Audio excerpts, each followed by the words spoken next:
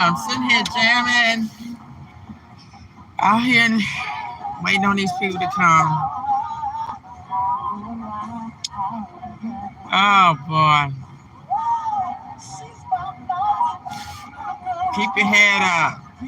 I know we wake up to all this craziness going on, but it's okay because all we got to do is just make our minds up. It's time to stop with the dumb stuff. We're going to have to get back like it was before the Mayflower. It's for real.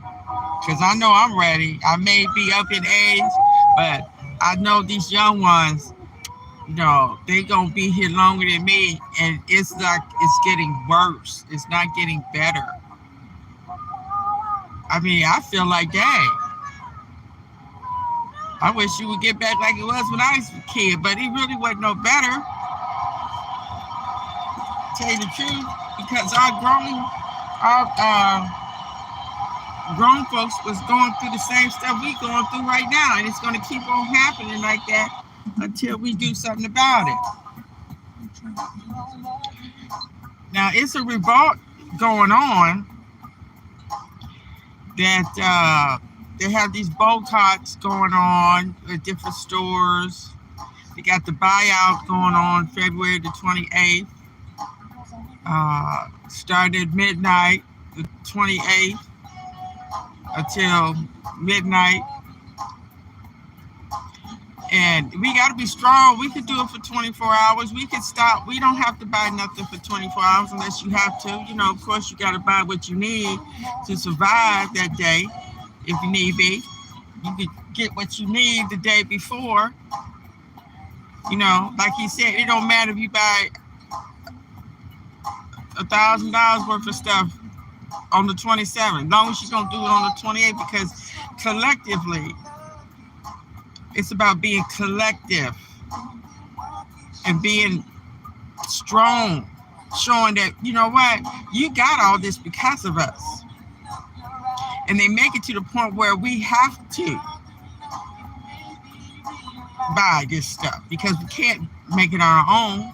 Because they don't teach us how to sew no more. They don't teach us how to grow our own food no more. They don't teach us how to build stuff no more. You had men out here that was able to build a whole house. They don't teach us that stuff no more because they want us to need them. And once they start knowing that we need them, they could just treat us any kind of way. And that's what we got to do. We have to get back to teaching our kids how to sew and knit and grow their own food and build their own house and be smart. Because these houses now that they build, a lot of them don't even have fireplaces. If you get a fireplace, it's going to cost thousands of dollars. So you can't survive. In the heat, you're just going to freeze. But if you got a fireplace, you could get warm. You could even cook on that bad boy. And I feel sorry for the people in New York.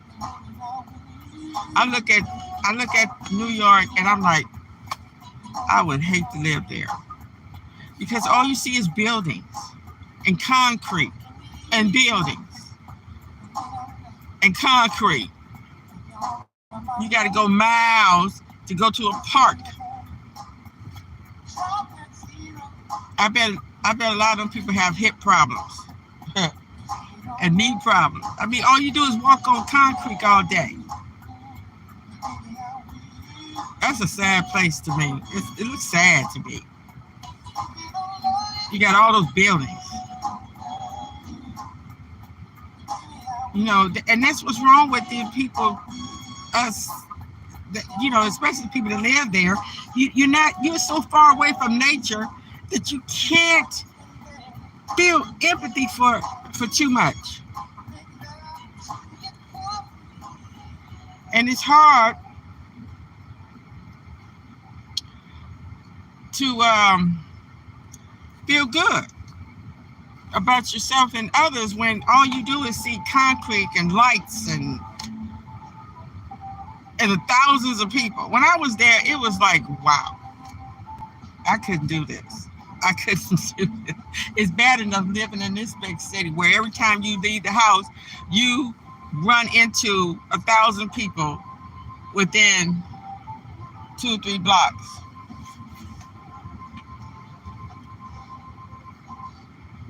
Yeah, so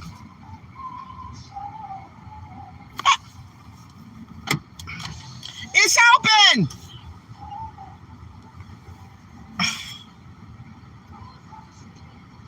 But I tell you, we have to be diligent out here. We gotta fight out our hands because there's no way in the world that we should be waking up every morning to all this anxiety, not just here in our community, but around the world. That's crazy.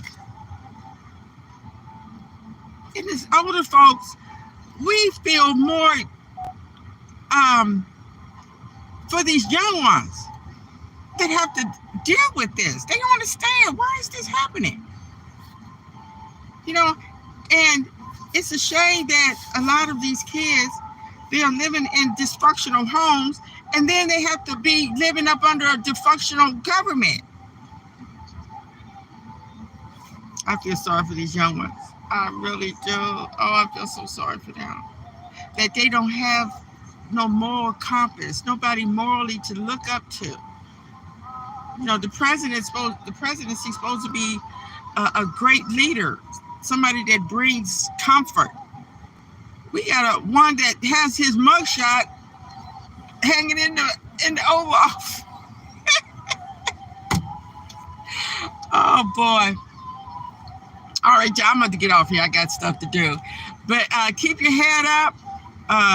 Keep going strong. We're going to go through this, and we're going to get through this, and we're going to come up on top. All right. Thank you for listening.